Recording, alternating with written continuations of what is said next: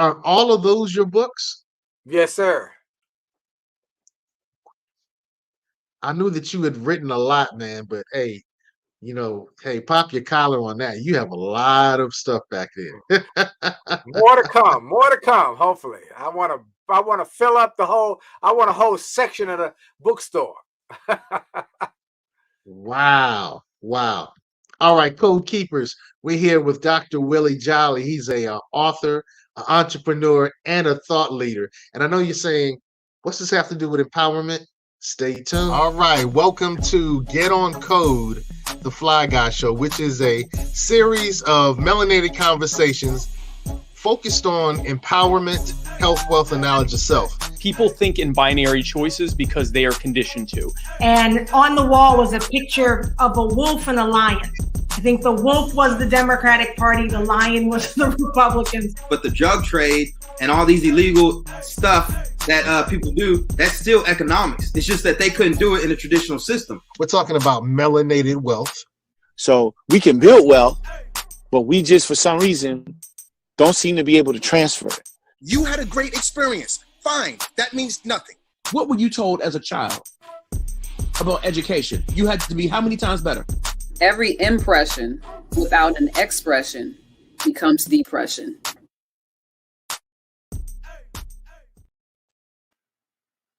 Peace, Code Keepers. We're back with another great episode of Get On Code. If you remember, our code is empowerment. Our code is empowerment. We want you to get on code, share the code, teach the code, and become the code. And with us today, we have Dr. Willie Jolley. I tell you, Code Keepers, I met this brother about 3 years ago. He came to the Hampton Roads area and he just blew up the spot. The Hampton Roads Chamber of Commerce brought him, and then the Hampton Roads Black Chamber of Commerce had him speak for a smaller engagement. And I tell you, I was just blown away. If you check out early episodes of the Get On Code podcast, which you can find on all podcast platforms, you'll find the episode where Dr. Jolley spoke. So, Dr. Jolley, good to have you on the Get On Code platform. How you feeling today, good brother? I am grateful, and I'm glad to be on with you, Sekou. And I begin every interview, every show, every program, every speech, every event with the same thing. I have only just a minute, only 60 seconds in it. It's forced upon me. I can't refuse it. I didn't seek it. I didn't choose it, but it's up to me to use it. I must suffer if I lose it, give account. If I abuse it, it's just a tiny little minute, but our eternities are wrapped up in it. I'm grateful for this minute, this moment, this opportunity to be on with you and your viewers and your listeners as we talk about empowerment and how they can transform their future and transform their generations that are yet unborn through changing your thinking. Beautiful. So you really focus on mindset, and I love that. Well, you're going to focus on mindset. I know that's what you're going to drop jewels on today. That's great. I love that quote, that poem. When I was pledging Omega Psi Phi Fraternity Incorporated and 151 Incorporated, we both had to learn that poem. And, in some cases, we were holding bricks and heavy weights, and we had to say it 15, 20 times. And so it's thoroughly immersed in my system, and I'm glad that you use that. Why is that so important to you? Why that particular poem? Well, it first of all, I believe there are two ways to get to any goal, Sekou: mentors and mistakes. Now, both will get you there. One just gets you there with less headaches, heartaches, and knots upside your head. So when I started my speaking business 30 years ago, I made a point to start looking and searching and seeking out mentors. And I got a lot of mentors who I could walk up to and talk to and sit with: Les Brown and Zig Ziglar and Brian Tracy and W. Mitchell, and the list goes on and on. But there were also mentors who I wanted to learn from, who I did not have the access or ability to sit with. And one of those mentors was Dr. Benjamin Mays, who was Martin Luther King Jr.'s mentor when the young ML came to Morehouse College at the age of 15, Dr. Mays was the president of Morehouse College. Well, when I started my speaking business 30 years ago, Dr. Mays had gone on to be with the Lord, but I started studying him. He became a mentor from his books, his audios, and he had written that piece. I have only just a minute, only 60 seconds in it, forced upon me, can't refuse it, didn't seek it, didn't choose it, da da da da. It is called God's Minute. And my first book is called It Only Takes a Minute to Change a Life. That was my first book that went from being a small self-published book to becoming a national bestseller and being picked up by a national New York publisher, going global. And all because I had a mentor who had written a piece about God's Minute. And my messaging was right in line about faith, about focus, about family, and about finances. And so it worked well. And even to this day, 30 years later, I open and I close all my messages with that God's Minute. And my XM show, I start it with God's Minute. And many people around the world now know me as the guy who does the 1 minute. I say to others, use it, share it. But many times people say, oh, that's Willie Jolley's Minute. And I always give credence and credit to Dr. Benjamin Mays. You know, the beautiful thing about that connection is Dr. Benjamin E. Mays was a member of Omega Psi Phi Fraternity Incorporated. So that's one of the reasons why we embrace it. But the other thing that's particular to me is my middle names. I have two middle names, Benjamin Eric. I was named after Dr. Benjamin E. Mays. He was a friend of my father's. Yeah, he was a friend of my father's, a mentor, a Jegna to my father. And so I'm named after Dr. Benjamin E. Mays. He came to our house once. And I got a chance to meet him when I was in middle school. And he looked at my report card and he said, C's are pitiful. And for me, I was like, I got a C. I got my mom off my back halfway, got my dad off my back halfway. C's are pitiful. And I was like, this dude is crazy. And then I thought about it over the next year or so when I really started striving towards the excellence that he sat down and he talked me through. So it's incredible that Dr. Benjamin E. Mays has touched not your life, but truly impacted mine as well. Man, that's fantastic. I love that. C's are pitiful. And he was right. And he was telling you the truth because C's are average. Okay. They're average. The word by its nature, the C in the alphabet of letters that are used to denote your academic progress, a C is an average. You're just an average student. You're not hot nor cold. You're not great nor terrible. You're just average. But if you want to be great in life, you cannot be happy with a C. A C, I like to say it like this. A C is the best of the worst and the worst of the best. It is like being lukewarm. It's neither hot nor cold. So a C is just an average. He told you it's pitiful, and I'm so glad you listened because those who pursue excellence are not willing or are comfortable with C's. I would used to say in my speeches, Sekou, I would tell the audience at the beginning, I say, I've got a couple things I want you to do. Number one, when you listen to me speak, I want you to make a decision whether it was a good investment of your time to listen to my message. Did you get something out of this message that was of great value? If not, it was a waste of time. And I don't want it to be ear candy where it sounds good for the moment, but it has no nutritional value. I want it to have nutritional value. Second thing I want you to do is I want you to grade me. At the end of this presentation, I want you to give me a grade. I want one or two grades, though. I only want one or two things. An A or an F. Hard pass or hard fail. Nothing in between. Because those who are willing to settle for C's, D's, and B's are those who are willing to settle for less than their best potential.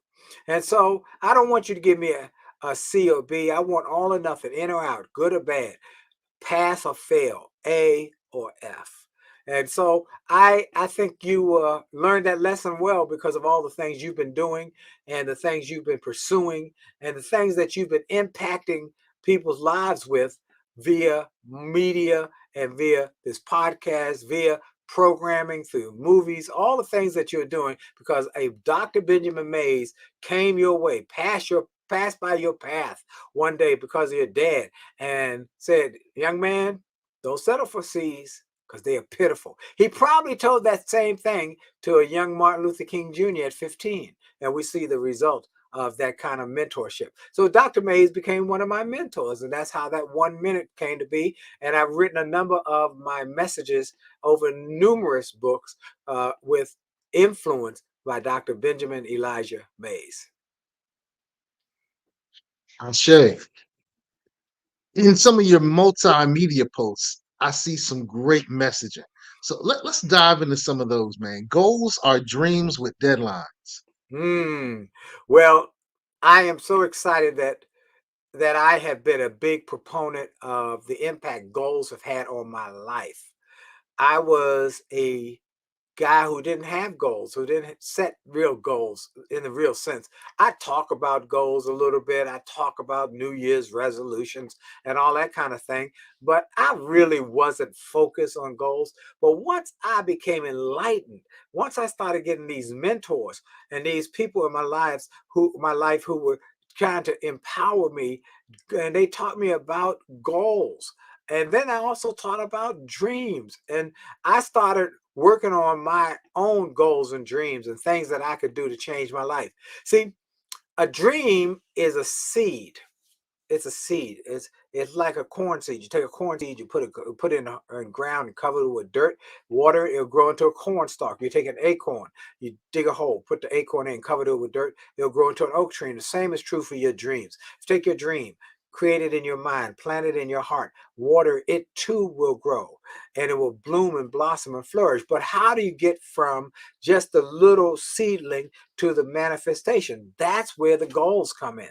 Goals are like dreams. The difference is dreams can be huge, can be bold, can be great, and they can be grand, but they can also be way off. But a goal is taking that dream or a piece of that dream and putting a deadline to it. So that this is my goal, is it has to have a deadline, because without a deadline, you won't have the impetus to keep going and hit that goal, that deadline. You know, somebody says, well, I'm gonna make more money one day. You know that? No, you don't want to you want to make more money now, and you got to set a goal. I want to lose some weight sometime. And for years you go on no change in your diet, no change in your life. But oh yeah, I'm gonna do it one day. No, those who are willing to not go with someday I'll, but start to set.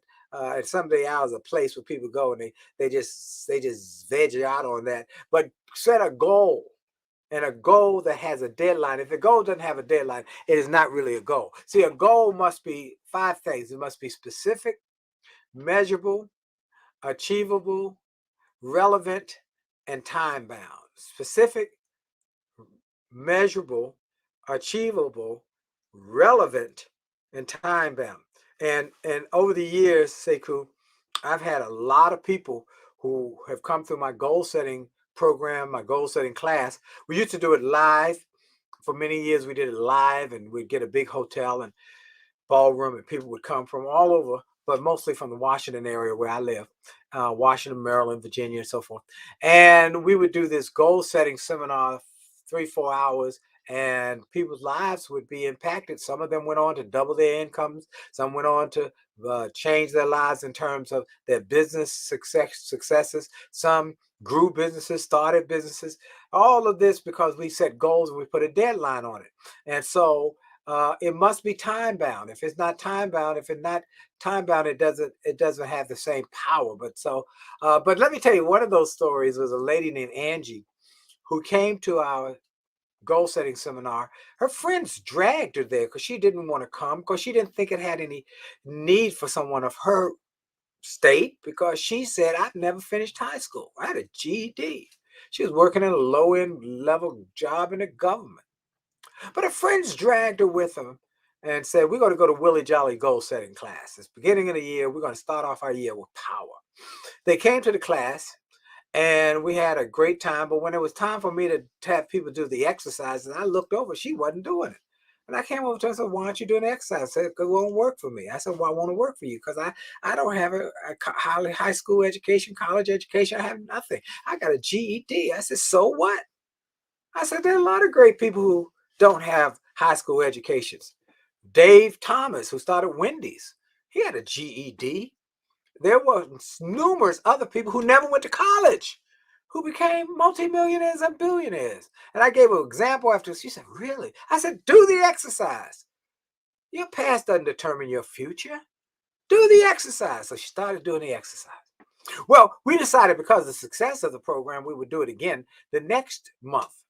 We would have a follow-up. And we decided as things were going so well, we would do it every month that whole year, just so we'd have accountability groups. Well, she came back the second month and she said, you know, my family laughed at me when I came back and told them about my goals. I said, people will laugh at you until you do what they don't think you can do. Then they'll say, oh, we knew it all along.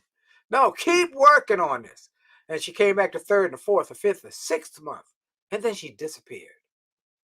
Seventh month, people came back, but she wasn't there. Eighth month, ninth month, 10th month, 11th month, 12th month. She didn't show up for the end of the year. Many people had set the goals at the beginning of the year, had even not only hit them, but had surpassed them. Some had set a goal for 100 grand. They had made $1 million. What? Yeah, some people had said they were start a business. They started an enterprise. That's the difference between a business and enterprise. A business is singular, usually singular. Enterprise is multiple. And so they had multiple enterprises, and they were making it happen. And things were going great. People said they wanted to get in shape. Some had gone from losing a pound or two over years and years because they hadn't set goals with a deadline to getting to their target weight, getting buffed, looking good. Things were going great, but she wasn't there. Well, about 6 or 7 months later, one day in my office, the phone rang, and it was Angie. She said, I'm so sorry I didn't come back, but I got so fired up. I got so inspired. I got so motivated that when I finished that 6th month, I just had to go. And I went to work because I'd never heard anything like this. I'd never been through anything like this. I'd never been exposed to anything like this. And I was so excited. I just had to go. She said, are you going to be home on Thursday? I said, well, what time? She told me the time. I said, yeah, I'll be there. I'll be in my office. She said, can you turn on television? I said, sure. Turn on Oprah Winfrey show. Oh, really? Why? They're doing a show about millionaires under the age of 40. And I'm being featured.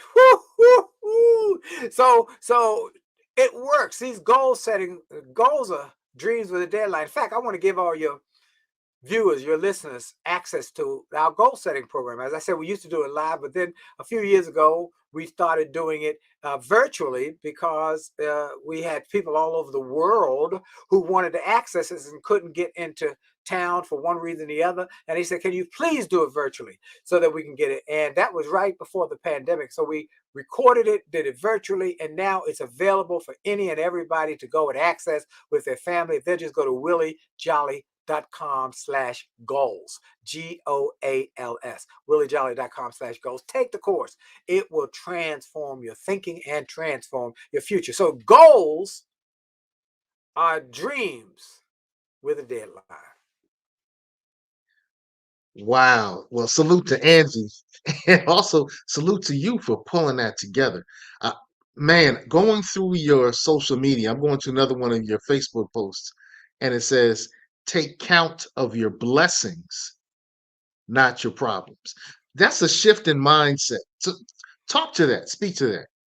You know, thank you for talking about that, and the fact that mindset is really the secret to success. Starting with mindset. I looked for years and years and years, Sekou, for the secret to success. I wanted the key that would unlock the padlock to success. I looked here, there. I went to seminars. I read books. I listened to audios, videos. I'm trying to find that key to unlock the padlock to success. And here's what I found. That is not a padlock. It's a combination lock. Success is a combination lock. and it has multiple digits. And you must not only find and figure out and learn the digits, but they must be in the right sequence or it won't work. And so I learned that the sequence always starts with mindset, and then skill set. Always start with mindset, then skill set. Now, what happens if you just say, oh, it doesn't matter, I'll start with skill set first and then mindset later? Well, we see that most prevalently here in America with professional athletics. We find a talented athlete coming out of college, gets drafted in the first round of the NFL draft. Oh, fabulous, incredible, wonderful talent. But did not work on mindset, just worked on skill set. Well, we know statistics show us that over 70% of professional athletes are broke 5 years after retirement because they worked on a skill set before they worked on a mindset. No, you must first work on mindset development. The Bible says it like this: wisdom is the primary thing. Because if you don't work on your mindset, your wisdom, your thinking, your attitude, your mindset, then you will squander the other things that go with it. You'll squander your health. You'll squander your wealth or your money. You'll squander it. So start with thinking first. So you start with your mindset and you focus on not the problems, but the blessings. You focus on the good in life. It's about a mindset. I speak often at funerals and I eulogize folks, and I always tell people, even when I talk to somebody who lost someone, I said, you've got to make a decision. You must decide, are you going to curse because a rose bush has thorns, or are you going to celebrate because a thorn bush has roses? Are you going to curse because the person you loved, we all loved, is gone? Or are you going to celebrate because that person came your way? They didn't have to come your way. That's a mindset shift. And when you start to shift your mindset, you see the world differently. And when you see the world differently, Sekou, you will start to be in the world differently. You will access the world differently. You will pursue things differently. And so it is a mindset shift that you make a decision every day. Yeah, we all got problems. We all got situations, we circumstances, issues. But what are you going to focus on? You're going to dwell on the problems or dwell on the blessings? I choose to dwell on the blessings, and then I can attack the problems, because in every problem, in every burden, every situation, in every burden, there is a blessing. And in every blessing, there's some burden. So I decided to focus on the blessings because I know there will be burden. Somebody said in life, you either got a problem, you just left a problem, or you're on your way to a problem. That's life. So once you get to that mindset, okay, this is life, I can handle this. I will get past this by my thinking. And once you do, everything changes.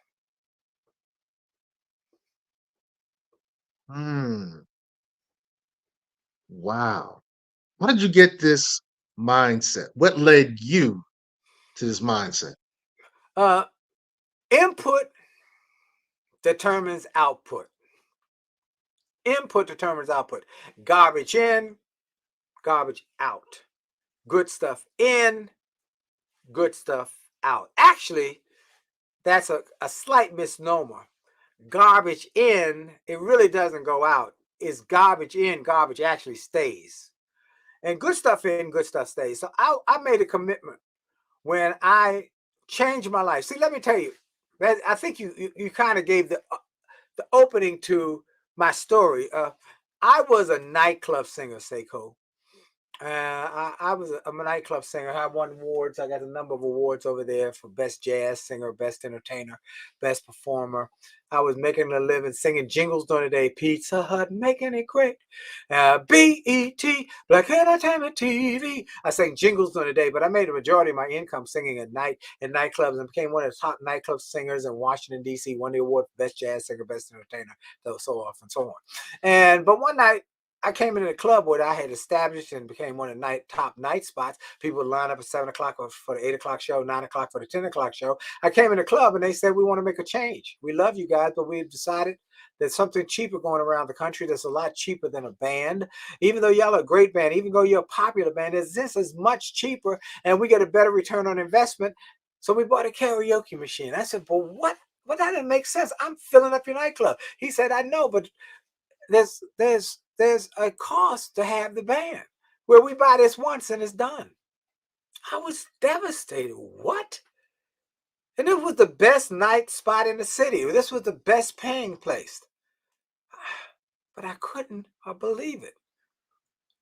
But it was in that moment of despair that when I was at my lowest, a friend of mine, after I'd gotten fired and replaced by a karaoke machine, and didn't know what I was going to do. I didn't want to go back to the low paying night spots where I'd grown up out of there. I didn't know what I was going to do. But a friend of mine gave me an motivational audio cassette. You don't remember audio cassette tapes? Yeah, some of y'all too young to remember that. That's an audio cassette tape. And it gave me this audio cassette tape. And on the tape was a guy who said, in 5 years, you'll be the same person you are today, except for two things. The people you meet who inspire you and the books you read that empower you. What? And I started reading books, Sekou. I started going to seminars. I started meeting people who had a higher consciousness. I started sitting with them and learning from them. I started taking notes. I'd never taken notes. I started being a student of life and success, of prosperity. And things changed in my life. So it all started by having a setback. You know, I wrote a book that's gone on to be a global bestseller. A setback is a set up for a comeback. And I had a setback. But that setback was a setup for a greater comeback. Let me tell the rest of the story for those who might have wondered what happened after I read that book. Or after I listened to that audio tape, and I started reading the book Think and Grow Rich, and The Power of Positive Thinking, and The Richest Man in Babylon, and The Magic of Thinking Big, and Live Your Dreams by Les Brown. Just one book after another. I became a student. I didn't have a library. I didn't have a library before then. But this is part of my library. This is just a small part of my library. There's another set, a library over here. There's another one over there. There's one in every room almost in my home. They're library. I have a library. Why? Because I learned that if you ever go into a $10 million home, it always has a library. Now, the person who bought that $10 million home, did they buy it because it had a library? Or did their library allow them to buy it? Well, I started reading books, going to seminars, and things started changing. My mindset started. Input determines output. Things started changing. I took a job with the school system, and as part of my job, I had to give little speeches to tell kids to stay away from drugs. I was a drug and violent prevention coordinator for the Washington, D.C. public school system. As part of my job, giving these little speeches, it became popular. And then more and more schools, not just in Washington, but in Baltimore and Alexandria and Prince George's County and Prince William County and all of these cities, all in the area, started calling and saying, we heard about you. We need you to come speak for our kids. We hear you transform these kids and help them to stop using drugs and stop being violent. Well, things started going and moving, and I started getting invitations around the country. And then Les Brown and Gladys Knight were starting a tour called the Music and Motivation Tour. He heard about me and invited me to be on the tour. That gave me access to corporate audiences as well as media. I got a little radio show. I got popular, got syndicated. Because of their influence, they introduced me to those folks. And things started going in Sirius XM. I got a show on Sirius XM, and now is the #1 self-help show in the country on Sirius XM. You can now hear me daily on Radio 1 stations across America, on Get Up Mornings with Erica Campbell at 8:20 with Wake Up and Win with Dr. Willie Jolley. Also, you now see me globally with my daily 1-minute motivational messages on video that was recently sponsored globally by Walmart. And you can get access to those at my website, winwithwillie.com, winwithwillie.com. And then because of the books and the audios and things started happening. And then in 1999, I was named one of the outstanding 5 speakers in the world by Toastmasters. Former winners include Colin Powell, Norman Schwarzkopf, Nelson Mandela, Margaret Thatcher, Christopher Reeve, Les Brown. And in 2005, I was inducted into the Speaker Hall of Fame. And in 2013, named a legend of the speaking industry. All because, Sekou, all because I got fired, replaced by a karaoke machine. But started listening to audios because someone blessed me. And I read a book called Think and Grow Rich. And I started listening to these audios, and everything changed. In fact, let me give you a gift, your guests and your listeners a little blessing. If you go to WJWow.com, folks, WJWow.com, I will give you my gift to you, the book Think and Grow Rich, in a digital download, and some audios for you.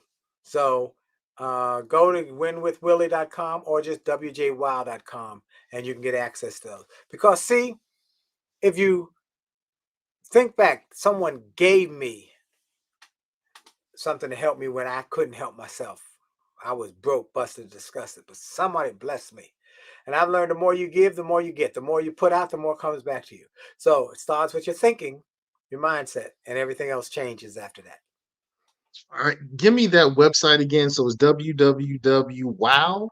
www.wjwow.com. wjwow.com. And then and if you just go to winwithwillie.com, www.win, W-I-N, with Willie, WILLIE.com, winwithwillie.com.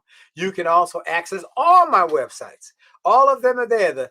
My marriage website, jollymarriage.com, my faith-based website, jollygoodnews.org, my business website, attitudeofexcellence.com, my Willie Jolley website, williejolly.com, my products, all of them on there. It's my youth motivation that when I told you I was speaking for young people, a lot of folks need their young people motivated. All at winwithwillie.com. Go there, get some of the free stuff, goodies, and get inspired.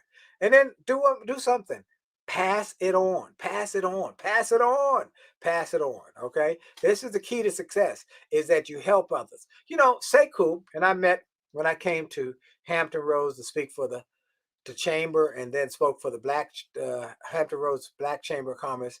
And we had the opportunity to talk and meet. And he called me and said, is it possible, any way possible, that I could get you on my podcast? Is there any way possible? I said, absolutely. And people, you know, sometimes people say, well, I'm surprised you would do it. Remember, I told you that it's about empowering each other and helping each other. I've got a number of people who I've helped now who are part of the Speakers Hall of Fame. Simon T. Bailey. He came to me one day and said, I want to be a speaker. Helped him. Now he's in Hall of Fame. Walter Bond, former basketball player, Hall of Fame. Delatoro McNeil, great speaker. I've helped him. Okay. I tried to pass because you know what? Somebody passed it on to me. Les Brown helped me. Zig Ziglar helped me. They helped me when I didn't know how to help myself. Well, one of the things that we're really kind of focused on, and as we've talked, you know that I'm working on a documentary on intentional generational change. And Code Keepers, it's coming up. It's coming up. I'm going to start talking more about the documentary on intentional generational change. Hopefully, you can be a part of it. One of the major questions that I ask in that documentary is I find that people who are uber successful, who strive for the best, in some cases, in many cases, they do something very different than the generation that preceded them. So, my question to you is, what have you intentionally done different from previous generations to make a better life? Wow, that's a great question, Sekou. So, what I have to do before I answer that question, tell you a little about the previous generations. First of all, my grandmother was an entrepreneur. She had a beauty shop. She was a hairdresser, as they used to call it. But she owned the beauty shop. It was part of her home in Philadelphia, Pennsylvania, in West Philly. And she had a nice home on the corner, and there was a beauty shop that was connected to it. She owned the whole property. She bought the property. She wasn't renting, she bought the property. Now, that was a big deal, but she came from a family of entrepreneurs. So her sister had a husband who was a pharmacist. They owned the pharmacist. Her sister, who had the husband who was the pharmacist, also was her partner in the beauty shop business. So they had multiple businesses. Well, that was a great starting point. My mother became a school teacher, and yet she also had side income revenue streams. She rented out a part of our home as we were growing up to college students. She had a income stream from there. She also sold World Book Encyclopedia. That was before y'all knew, before Google, there was World Book Encyclopedia. She sold that. And then she also was involved with network marketing with different network marketing groups who sold vitamins and things like that. So she had multiple streams of income. My dad was an entrepreneur because he had been a journalist. He was a reporter, and he was one of the first White House, black White House. He was the first black reporter to be in the White House as a correspondent with the Afro-American newspaper. And yet he also had his own newspaper publishing company. So I saw him working at his own scale. And he taught my brother and I something as a child. He told us, while the other kids were being taught, go to school, get a good education so you can get a good job. And we'd hear them say that as we were walking to school. Their parents say, "Oh, remember today, Bobby, Sally, June, and Johnny, what you do today, go to school, get a good education, get you a good job." But when we got to the schoolhouse, my dad would walk us around the corner to the schoolhouse. And he'd say, "Okay, guys, remember what you're supposed to do today?" "Yes, sir." "Go to school, right?" "Yes, sir." "Get a great education." "Yes, sir." And then he'd say, "So you can do what?" "Create some good jobs." So none of my parents had any employees. So, but they got that mindset in me that my job is not just to go to school, get a good education so I can get a good job, but to create some good jobs. That's one of the things that we've done is create a business where we employ people. And we have employees, but they are people who work with me and not for me, because I'm always encouraging them to the same mindset. Create your next generation of wealth. So that's one of the things I think are important for me to share with you that we did differently, that we created enterprises, business enterprises, but we had multiple streams of income. I learned that from my mom, but I just expanded it. So we got speaking and to multiple industries or parallels. I got youth. Sometimes I still do youth, but most of my income comes from corporate, some trade associations, some churches. And then we've got, beyond speaking, we've got publishing. These books, most of them now, I own the publishing on. Okay, Jolley Publishing. This is our latest book, Jolley Marriage, Make Love, Make Money, Make It Last, 10 Secrets to Shape a Great Marriage. This is Jolley Marriage. And the others I bought from the publishers, the hardcover rights, so I own those rights. And then we got the speaking, we got the publishing, then we got media. I own my media company, Jolley Media, which is a Sirius XM show, which is the #1 self-help show in the country now. Saturdays at 4 o'clock, by the way, on channel 141. You can hear me. It replays Tuesday and Thursdays at 6. So Saturday at 4, Tuesday and Thursday at 6, channel 141. I might interview Les Brown, Damon John, Bill Marriott, John Maxwell, Gladys Knight, Beyonce's dad. I did one after another of the great thought leaders and world changers. And so we got the next radio show is the one I went with Radio One, but I own the content.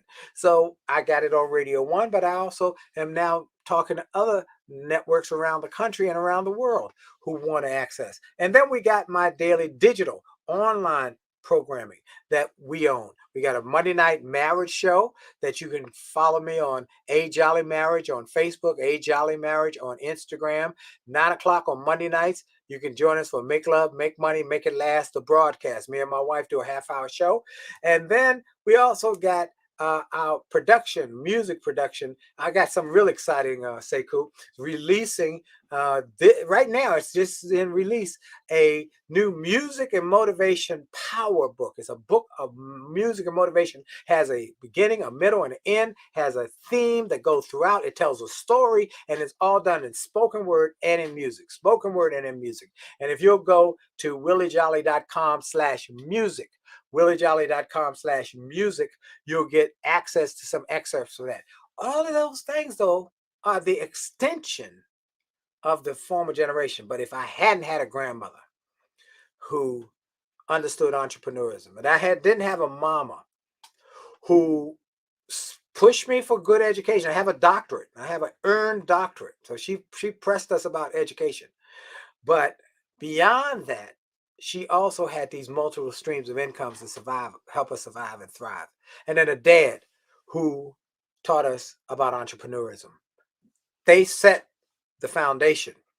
And that's what I want, hopefully, my children and grandchildren and great-great-grandchildren and great-great-grandchildren will see the foundation that we are now setting in place so that they will be able to create long-term, multi-generational wealth. Wow. All right. Well, I have a follow-up question. Okay. What is something that needs to change in the world that you're uber passionate about? And the follow-up to that question is going to be, what are you doing about it?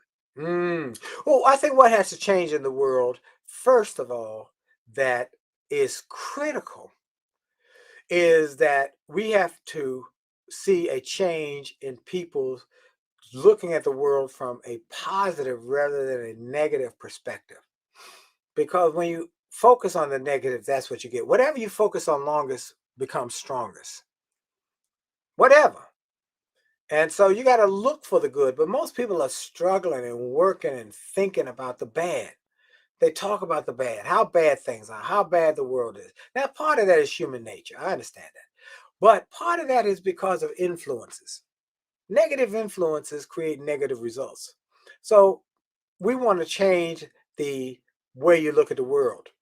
And if someone like Mahatma Gandhi, who said, be the change you want to see in the world, that's the next step. So you know that there got to be change in the world for the world to grow and prosper and do the great things. And then you got to be the change. So one of the big challenges is that we live in a world where the ecology is starting to go in a position or place that cannot sustain living here. We don't figure out how to be more mindful of the ecology. Your grandchildren and great-grandchildren are going to have climate change that's going to be this major disruption. Bad air, bad water. No. So I drive an electric car. Okay, I drive an electric car. I'm conscious of conserving and recycling and things like that. So I encourage people to be mindful, not just for you now, but if you really worry and think about your children and love them, you got to make sure they got air to drink, breathe, and water to drink, and food to eat. And if we don't do something about that, then that's big. The next thing is this whole issue with people who have made a decision that they're going to let guns be the way they settle their differences. So they just shoot somebody, put a cap in them, as they say. And that's got to change. That's got to change, or you're going to continue to see this rash, this epidemic of people killing each other over foolishness, silliness, stupid stuff. But that's, again, we got to change perspectives. And so what am I doing about it? I'm putting out as much content as I can. And I'm putting content out everywhere I can. I made a decision. I was going to, I have a mission statement to inspire a generation to live their God-given ability, at the top of their God-given ability, by every means available and necessary. So we're on television, online television, and physical, what we call terrestrial television. I'm on radio, online radio, satellite radio, and terrestrial radio with Radio 1 on, as I said, Get Up Mornings with Erica Campbell.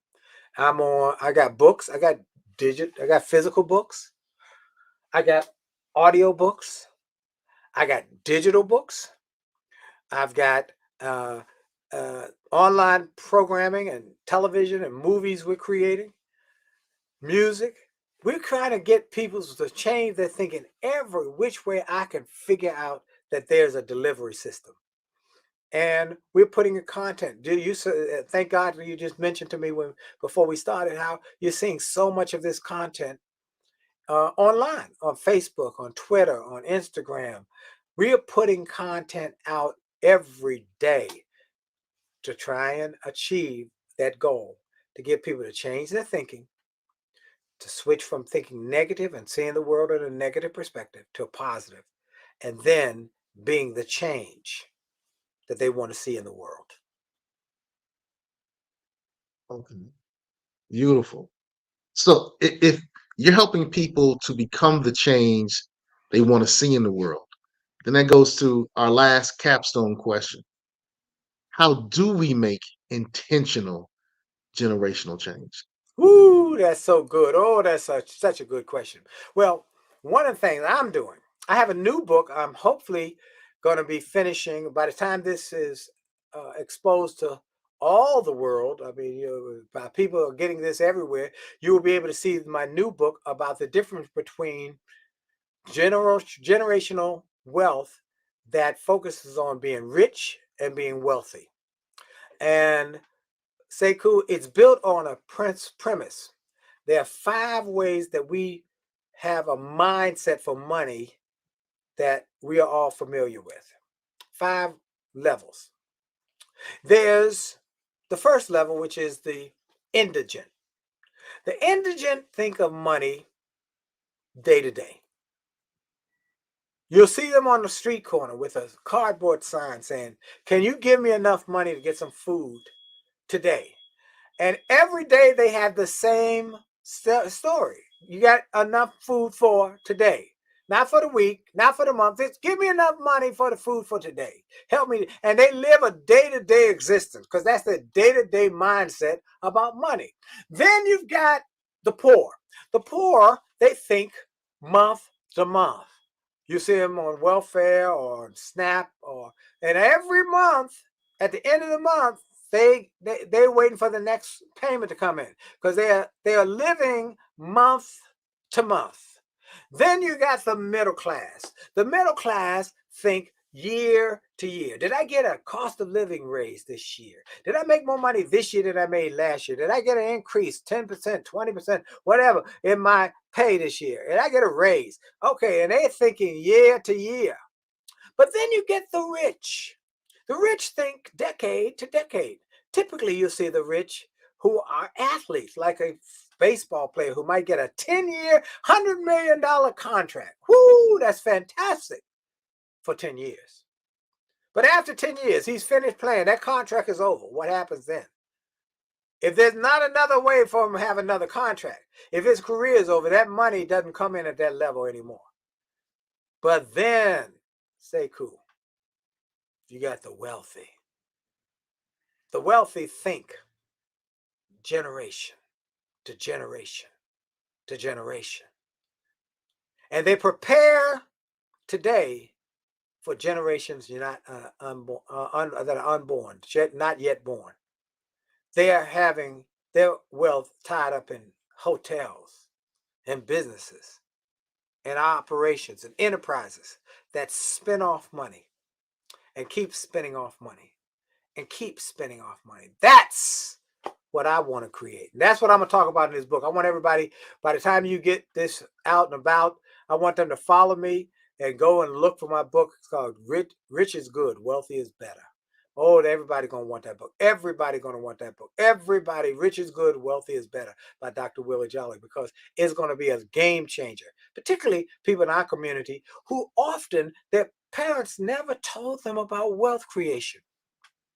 They told them how to maybe get a good job, go to work, go to school, get a good job, and get a good education, get a good job. Or they told them to save your money, but they didn't tell them how to invest that money.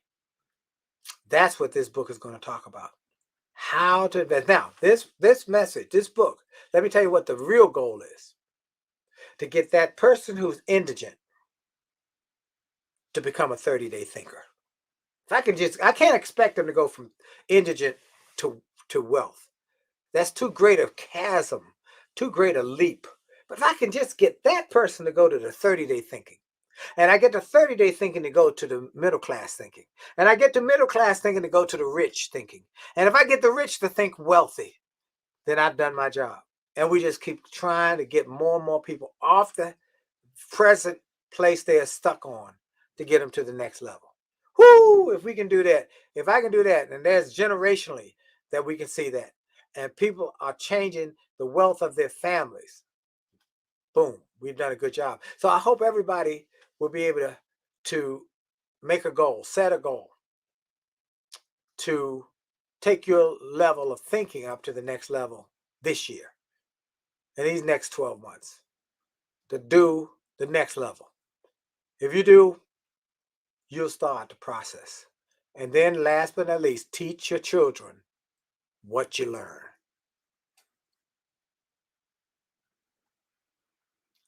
Ooh, teach your children what you've learned.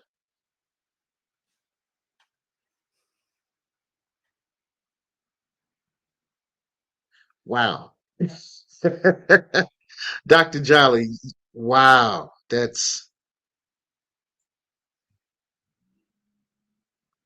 teach your children what you've learned. Wow. If people are not laughing at your dreams are not big enough. Speak to that, brother. Speak to that. Look, most people, they dream, but they dream little dreams. If you're going to dream, you might as well dream big. And all the dreamers who dreamt big, bold, outrageous dreams, they laughed at them. Think about it. Two brothers who are bicycle makers. They go to a bank and say to the bank president, we need to get a loan. Bank president says, oh, I know you two, Orville and Wilbur Wright. You're the well-known bicycle makers. Oh, y'all expanding your bicycle company? What are you doing? What you need the money for? They said, we're going to build a flying machine. What? A flying machine? God, come and take these guys out. Oh, but they built a plane that flew. Okay. You got story after story about people who people thought they were crazy for dreaming big, bold, impossible dreams. Steve Jobs was willing to dream about a phone that played music, and you could communicate without talking. That's crazy. They thought he was nuts. They put him out of Apple. They laughed at him. They fired him from Apple, the company that he started. They fired him. But he came back. Not only did he create other companies while he was away from Apple, but when he came back to Apple, he created the Apple we know today. So, folks, if they're not laughing at your dreams, they're not big enough. Two types of dreams in life: mosquito dreams or elephant dreams. Mosquito, you take a male mosquito, a female mosquito, put them together. 24 hours later, you got a baby mosquito. Gestation period is 24 hours. You take a male elephant and a female elephant, put them together. The gestation period is 23 months. Well, but when that baby get here, it's massive. What kind of dreams you gonna have? Little teeny weeny ones you can have tomorrow, or big ones? They take a while to get here, but they're worth it. I end my speeches with this. Only those who attempt the ridiculous achieve the spectacular. John F. Kennedy, beginning of the 1960s, said, before the end of this decade, we're going to put a man on the moon. Ridiculous. But when that man said, I take a step for mankind, or as he stepped on the moon, surface of the moon, it was spectacular. I'm saying to all of you, what kind of dreams are you going to have? Little ones, the people are, oh, that's so nice. Or people laughing in your face, and that's crazy. But then you are inspired and motivated to go make it happen. I hope you'll choose the latter. Whoa. I didn't see that one coming. Whoa. Mosquito dreams or elephant dreams? Okay. Winners are not afraid to let people see them struggle in order to see them win. And Code Keepers, you can find this on Dr. Willie Jolley's Facebook pages. So, once again, you can go to Dr. Willie Jolley's website. One of the ones he talked about earlier was www.wow.com. And he's going to give away some free stuff there that everybody needs to pick up. Even though he's giving it away, quote unquote, for free, it's going to free your mindset. And so he's giving you valuable stuff. So we have Dr. Willie Jolley with us. And one of his other Facebook posts is the one I have on the screen, which says, winners are not afraid to let people see them struggle in order to see them win. Speak to that, brother. Speak to that. When you have any children, Sekou? I do. I have a son who's 21 and a daughter who's 20. Great. And everybody who's watching, if you have children, you'll understand this. When your children were babies, they crawled around. And they became proficient at crawling. Oh, they could scoot all around the place. They could get everywhere they wanted crawling. But one day, they stood on their own 2 feet. For the first time, they stood up on their own 2 feet. What was the exact next thing they did? They fell down. But not one of you said, oh, stay there, baby. No, what did you say? Get up. Come to mommy, come to daddy. And the baby would get up and then fall down. Now, sometimes they fell on their backsides, but sometimes they fell on their face. But you not only encouraged them to fall on their face, you told them to do it again. Fall on your face again. Do it again. Because you knew if they never fell and got up, they'd never learn how to walk. They never fell on their face, they never learned how to run. They never fell on their face and got up. They never learned how to maximize their potential. But some of us in life, we fall down in life and we stay there. Because it's a struggle. Now, the great ones, they understand there are 3 levels. In my book, A Setback, Set Up for a Comeback. There are 3 levels of people. They're the quitters, the campers, and the climbers. Now, life is a struggle for everybody. Life is difficult. Have you ever read the book, The Road Less Traveled? First line says, life is difficult, period. Boom. So there are going to be some people, when they look at the big mountains in front of them, they quit before they even give it a shot. No, I'll stay down here in the valley. But then you get the campers. The campers start on the mountain. They start to get to the top of the mountain. And they get to base camp about a third of the way in. And they set up base camp to refresh, renew. But while they're at base camp, they get a job. They get a car note. They get a little place. They got to pay their rent. And they stay at base camp for 40 years. Because it was comfortable. But then you got the climbers. The climbers get to base camp. They renew, refresh, revitalize themselves. But then they start back up that mountain. And on that process to the summit, they overcome struggle after struggle, avalanches and cold and fatigue and hunger, disappointment, discouragement. But they don't stop. until they get to the top of the mountain. The Oprah Winfrey's, the Tyler Perry's, the John Maxwell's, they just kept going. So it's going to be a struggle. It's life. But are you going to let the struggle stop you or grow you? Are you going to crawl around the rest of your life, or you can get up on your feet, fall down, but keep falling until you learn how to walk and then learn how to run? Life is going to be a struggle.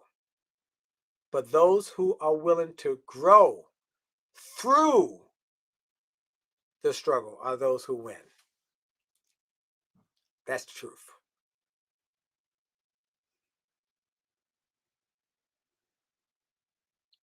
The magic of triumph is in the first syllable.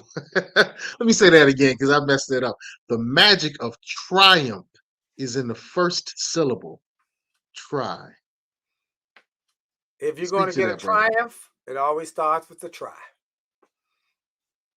And you keep trying till you overcome it and you get that oomph. Triumph. Woo, woo, woo. That works, it works, it works. Beautiful. And look, behind you are a lot of your content, a lot of your books. I'll pick a few off the shelf and tell us what we'll find when we read those books. We buy them from our local bookstore or from Amazon. Or from williejolly.com or to WJ. Look, winwithwillie.com. You go to winwithwillie.com. You order at winwithwillie.com. Any of my books, I'll sign them for you. Okay, I'll sign them before we send them. You don't get that always from Amazon or any of the bookstores, but you want to sign, go to winwithwillie.com. Let me start with my first book. It only takes a minute to change your life. 1 minute motivational message that will inspire, empower, uplift, encourage. Minute motivation. Like every morning in Africa, a gazelle wakes up and knows it must run faster than the fastest lion or it will be killed and eaten. Also, every morning in Africa, a lion wakes up and knows it must outrun the slowest gazelle or it will starve to death. It doesn't matter whether you're a lion or a gazelle. When the sun comes up, you better be running. Little 1 minute messages that inspire you. Great bathroom reading. It only takes a minute to change your life. Then my second book was A Setback as a Setup for a Comeback. And these are stories about people who turn setbacks into comebacks, like Lee Iacocca, John Travolta, Les Brown, Wally Famous Amos, Vanessa Williams, people who had setbacks, but also people who were not famous who had setbacks and turned them into comebacks. People who were diagnosed with cancer who overcame them and beat it. People who were broke and busted and disgusted, who were bankrupt, who beat it and came back to create million and billion-dollar businesses. So setback set up for a comeback. Then turned setbacks into greenbacks, taken from my XM show. People who I interviewed who were broke, busted, disgusted, and went on to become billionaires and millionaires. 7 principles for turning your setbacks into greenbacks. Then an attitude of excellence.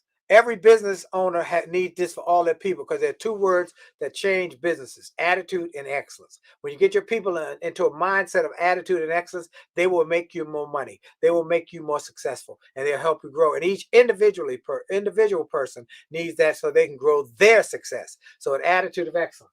And then Chicken Soup for the Christian Soul, stories of faith, hope, and healing.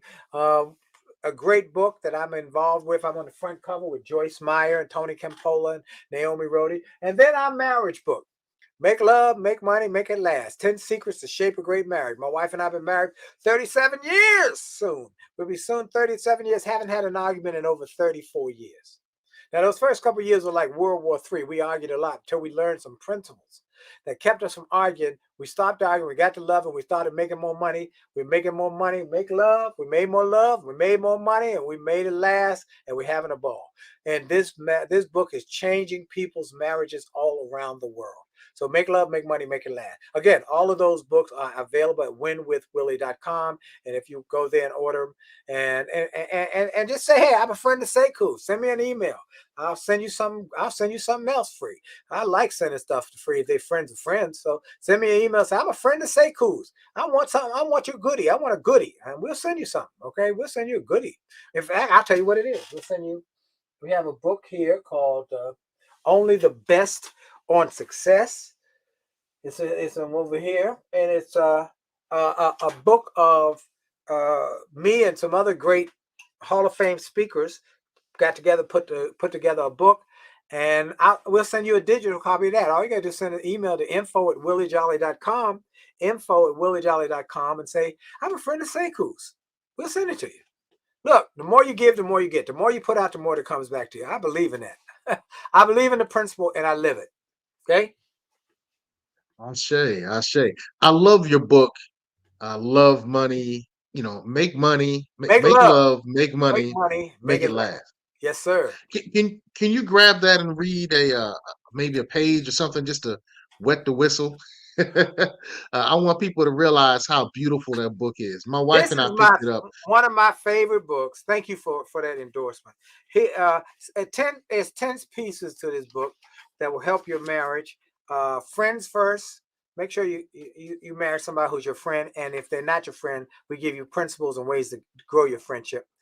Make God an equal part of your marriage, because then you will have a great partnership. Decide to make it last. Love is an emotion. Marriage is a decision. Communicate, talk to each other, not at each other. And no one married a mind reader. So if you don't talk to them and tell them what the problem is, they won't know. Don't think you should have known. That's stupid. Okay. Leave the drama with your mama. When you got married, you supposed to leave all that drama with your parents. Agree about disagreeing. You're going to disagree, but agree how you would disagree so that a little small disagreement, that's a small thing, won't become a big old chasm. How to handle a stalemate. There are going to be times when you want to go left and she want to go right, or you want to go left and he want to go right, or whatever. That it's a stalemate. How to handle it so that y'all win together. Teamwork makes the dream work. Okay? Sex, headaches, and other lies. This one was a great one because this line was given to me by a lady who mama told her when she got on her wedding day. On her wedding day, said, "Baby, never tell that lie that you got a headache. Because when you tell that lie, you got a headache. Remember, there's a woman with an aspirin in her pocketbook somewhere." All right. So look, sex is a big part of marriage, and unfortunately, most people don't talk about it. Churches don't talk about it, and I love the Lord. I'm in church, and I'm a minister of the gospel. I'm licensed. I got a doctorate. But I still talk about sex. Sex is important, and you need to talk about it because it will wreck your marriage if you don't deal with the sex issues. Then always date your mate, romance your mate. Even after you get married, most people got the honeymoon time, but then they let the romance go. No, you got to keep the romance alive. Okay, and then count the cost. Money matters. Money matters in marriage. Marriages break up for one of three things: sex, money, communication. Those three big boulders. Now, the key is communication. That's why we give that chapter away. Look, I'm going to give you a chapter from this book free. The biggest chapter is communication. Go to jollymarriage.com. Jollymarriage.com. You can get the free chapter on communication absolutely free. We give it as a huge chapter. Just get that and use it. And then get the rest. Get the book. When you get the book, get 2 copies. One for you and one for your significant other, so y'all can grow together. Not one to read the book and then have to wait for the other one. Read it together. And at the end of each chapter, talk about what impact it had. It'll change your marriage. Wow. So if they go to williejolly.com, they can find all the other websites, No, all the other products. winwithwillie.com. Winwithwillie.com is where they find the other website. WillieJolly.com is one of the websites, yes, but winwithwillie.com, just W-I-N with W-I-T-H, Willie, W-I-L-L-I-E. Winwithwillie.com, you get the Win with Willie, you get the Willie Jolley, you get the marriage, you get the faith-based, you get the youth motivation, you get my music, you get all my websites are there at winwithwillie.com. Lots of goodies, okay? Winwithwillie.com. Beautiful, beautiful. Code Keepers, you see that trailing in the ticker below, winwithwillie.com. I guess one last thing as we close out. One of your other great Facebook posts states, if you can control the enemy on the inside, the enemy on the outside cannot do you any harm. What are some of the enemies on the inside? Here are the enemies on the inside. Doubt, fear, hate, low self-esteem, jealousy, worried about what somebody else is doing. I'm mad at them because they're successful. No. Celebrate their success. Learn from their success. When you got these negative images and negative energy on the inside, it hurts you more than it hurts them. Being bitter, hating folk. Look, hatred and bitterness and anger and all of those are like acid. And acid does more to the container that's holding it than that which they want to throw it on. Don't do it. Get positive. Be grateful. Have an attitude of gratitude. Oh, thank you. Thank you. I love that so-and-so is doing well. I'm learning from them. I'm watching them. I'm going to do my thing too. And my thing is different from their thing. Okay? So the enemy on the inside will do you more harm than the enemy on the outside. Beautiful. Any last things you want to share with the code I keepers just and want to anyone share else? with you. Thank you for having me. Thank you for inviting me. Thank you for promoting my materials, my content to people in your network. I encourage everybody to share these principles we've talked about today in this interview with everybody you know, because we want to help more people to get a new mindset. We don't want them to focus on the negative. We want them to focus on the positive. We want them to do well. We want them to prosper. We want their families to do well. And so thank you, Sekou, for inviting me. Thank you for being my friend and supporting me and supporting all that we've done. I appreciate you. Thank you for your willingness to do the new movie. I want to applaud you for that, about generational wealth. I want to applaud you for starting Get On Code. I want to applaud you for all you're doing. And then I want to celebrate all of those who are willing to take what they hear today and share with everybody in their network, all their social media, all their friends. I say, you gotta hear this interview. Sekou that had this interview with Dr. Jolley. You gotta hear it. Share it with everybody you know. We should have, if there are 1,000 people who watch this, there should be 100,000 people who get access to it because of you, listener, you, viewer, you. Share it with everybody. We're gonna share the wealth. And as a result, when the ships rise in the harbor and there's a wealth increase, all the ships will rise. You know what? I was going to end it there, but you just said something that I think we need to tap into. You're sharing this content is paying it forward. So on the screen right now, I have a poll tax receipt from one of the ancestors who paid to have the right to vote in the area that became Virginia Beach, Virginia, in Princess Anne County in Virginia. They paid this price so that they could vote, which will allow others to be able to vote after them. So you sharing the content, code keepers, whoever you are, is the ability, is the opportunity for you to pay it forward. All right, you know what? I'm going to do it. I'm going to do it. Look, let me take one more minute of your time. And this is something that's really kind of strong in the Get On Code family. We look at some of the challenges that we face in our community, particularly the Black community. What are some things that you think might help to prevent these deaths? Now, you talked earlier that we need to do some things so we can prevent the enemy within. You talked about how we can prevent the enemy within. What are some things you think? This is just your opportunity to share your opinion. These are all people who were killed by the authorities who we pay to care for us. I'm going to ask you a question, Sekou. How many Asian people last year got killed by the authorities?